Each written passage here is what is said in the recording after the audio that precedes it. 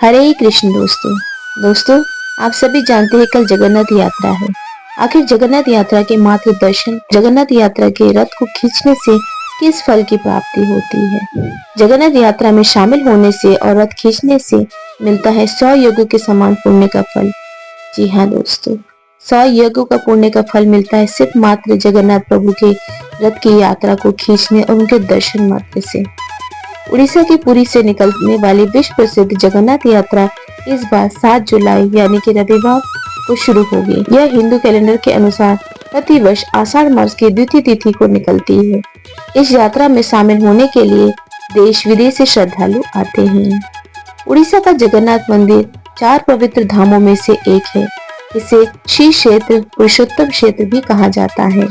यह श्री हरि विष्णु के 8वें अवतार श्री कृष्ण के साथ उनके बड़े भाई बलभद्र और बहन सुभद्रा की पूजा होती है। तीनों की मूर्तियां यहाँ विराजमान हैं।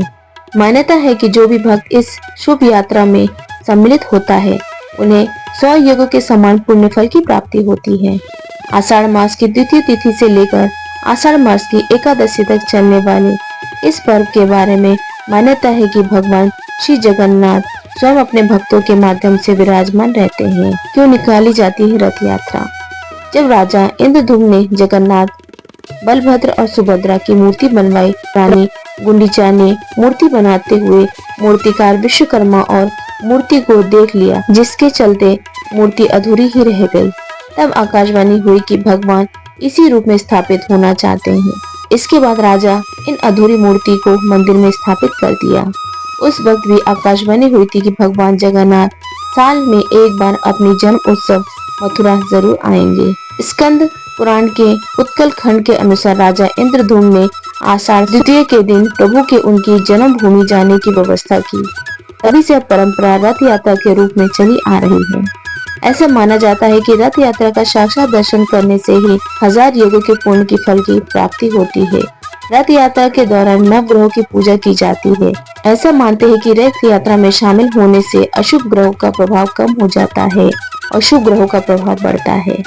स्कंद पुराण के अनुसार जो भी भक्त रथ यात्रा में श्री जगन्नाथ के नाम का कीर्तन करते हुए गुंडीचा मंदिर तक जाता है, वह पूर्व जन्म चक्र से मुक्त हो जाता है। उसकी इस जन्म की सारी मनोकामना पूर्ण हो जाती है। रथ खींचने से संतान संबंधी सभी समस्याएं दूर हो जाती है। पुरी की धरती को वैकुंठ कहा गया है।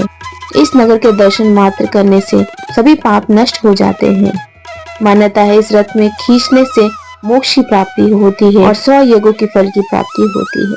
तो दोस्तों, जगन्नाथ प्रभु बहुत ही दयालु है। प्रभु श्री हरि नारायण हमारे मनोकामना अवश्य पूर्ण करे। आप सभी की मनोकामना अवश्य पूर्ण करे।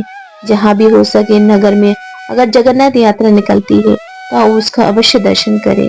हो सके तो उन रथ को थोड़ा सा खींचने का प्रयास भी अवश्य करें। प्रभु हमारे सभी मनोकामना पूर्ण करेंगे, हमारे जीवन के सारे दुख हर लेंगे और इस जन्म मरण के चक्र से हमें मुक्ति देंगे।